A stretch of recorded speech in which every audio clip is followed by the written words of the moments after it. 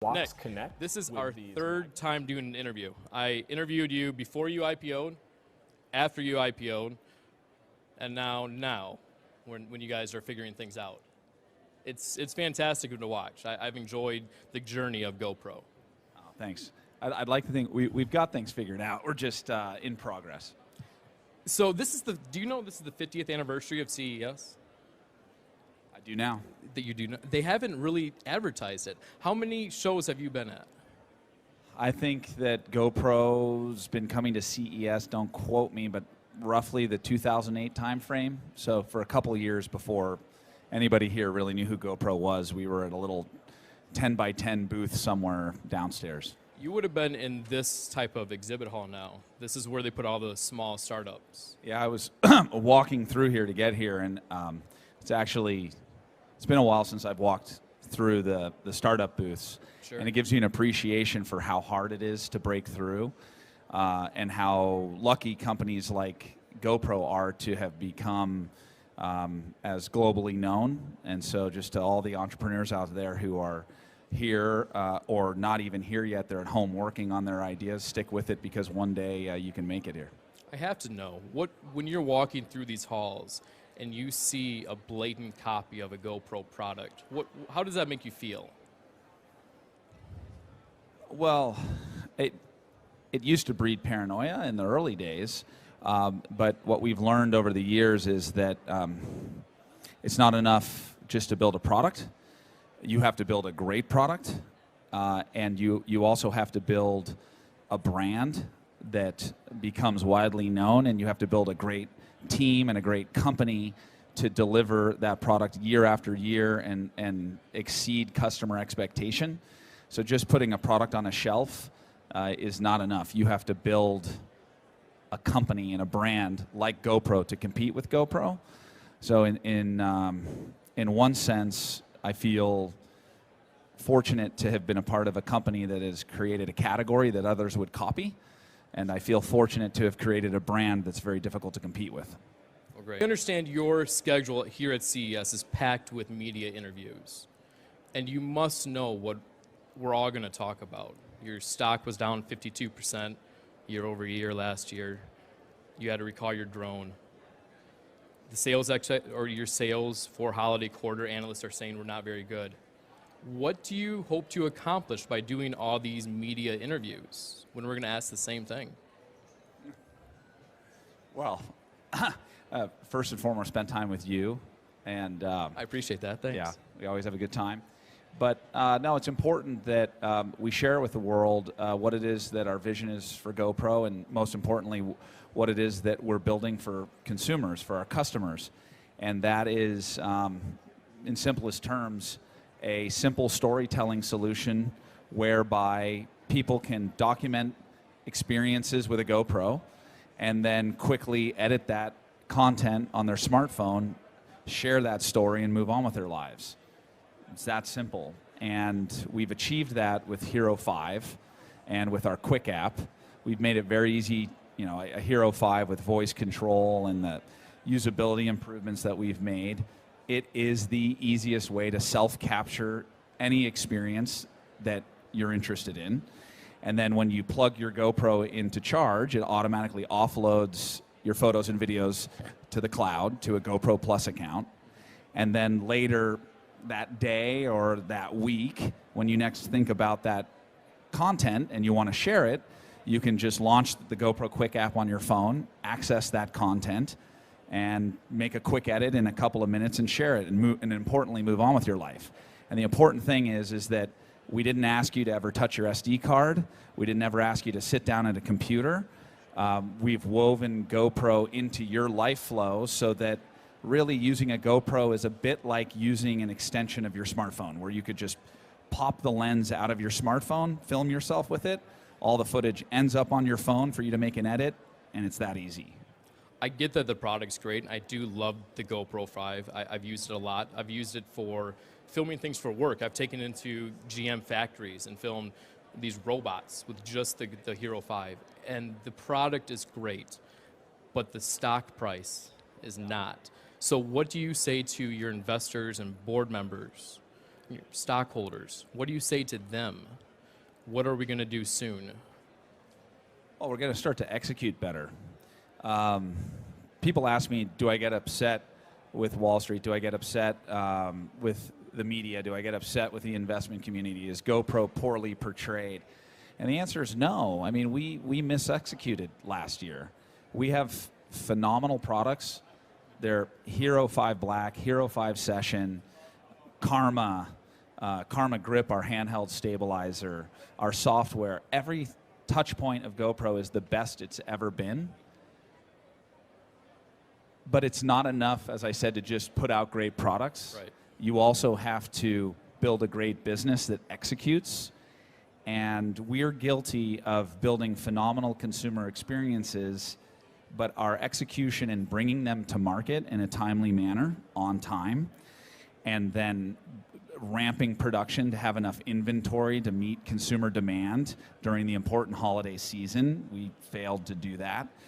And launching a product that exceeds consumer expectation like Karma was set to do because of the battery retention issue that we've shared was the shortcoming of Karma, why we recalled it.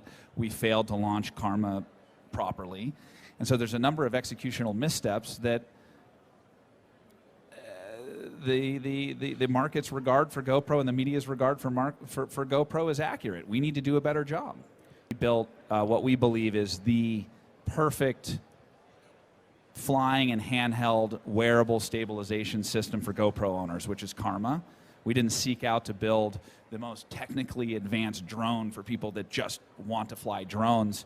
We built what's essentially a personal production solution for people who want to capture aerial footage, want to capture Hollywood smooth handheld footage, and want to be able to mount that stabilizer, say on their chest when they're skiing to capture footage like they're only used to seeing in movies. And we did that for $799. It's phenomenal. So we're excited to relaunch it later this year. Specifics need to happen for your company to thrive in 2017 and to make it to 2018.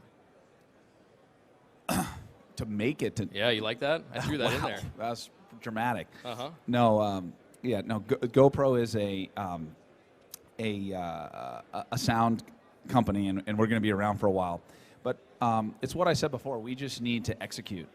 At the management level, at the team level at GoPro in 2016, we did not do the brand justice. We did not do our customers justice. We did not do our products justice, and certainly not our investors justice, just because of the missteps that we made. And the reason that we believe for that is we were trying to do too many things. We have a really strong team. When you say too many things, do you too mean many projects? The entertainment division you laid off? Yes, and as well various projects within GoPro, some visible, some not visible. A lot of efforts in sort of professional iterations of our products that frankly took focus away from what GoPro is all about, which is the consumer. Sure. We become the brand and the business we are today because we used to have a maniacal focus on wowing the consumer. Keyword, 2 keywords, wow, consumer. Okay. And since going public, we grew our vision to try to realize GoPro as a much bigger thing than being a great consumer products company. GoPro as an athlete, and it's very important to stay over your center of gravity so that you don't reach too far and topple over. I'm not an athlete, so that doesn't work for me. Well, we're guilty of having reached too far and we stumbled. And that when we look at how successful GoPro was for 12 years prior to going public, profitable every quarter save one, I think, which was a timing issue, we've decided to return back to that very focused business that does just a few things extremely well instead of doing too many things marginally. And so now in 2017 that we have narrowed our focus, we have narrowed our teams, we have canceled a lot of projects that we were working on so that we can do fewer things extremely well for the consumer, I think that the world is going to see a much sharper, stronger, fitter, faster GoPro that just does a lot better job of executing. So there's no sweeping changes that are necessarily needed. Our product roadmap is great. Consumers love Hero 5. Consumers love our quick editing app. It's one of the best mobile editing apps in the world. Consumers love GoPro Plus. You love Karma. We just need to do a better job of bringing it to market, and I think that GoPro will be strong again. You're facing new challenges, though, in terms of competitors. Who do you think's the bigger competitor? Is it the smartphone or is it the smartphone app? I don't know so much that they're direct competitors. I think that obviously smartphones, and I know you're obviously talking about certain apps, and I think that the more that other companies are creating solutions and compelling consumers to visually express themselves, share stories, ultimately that can help GoPro. For years we have been one of the only companies beating the drum globally that, hey, get excited about capturing and sharing stories of your life.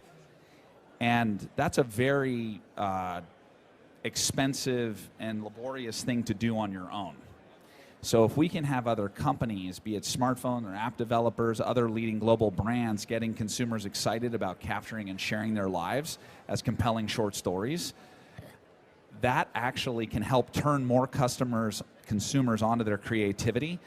And GoPro is one of the most enabling companies in the world for those creatively inspired consumers to share themselves. I think the challenge that you're facing, though, is that if I use Snapchat, and I don't because I don't understand it, but if I did, it allows me to share instantly. Instagram, instantly. Yeah. Even iMessage, it's instant. Right, we're moving towards that.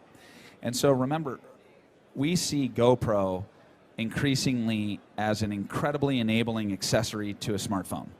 We see Karma, our drone, as an incredibly enabling accessory to a smartphone. The Karma Grip stabilizer, again, an accessory to a smartphone. You might say, well, why do we want to minimize GoPro to that?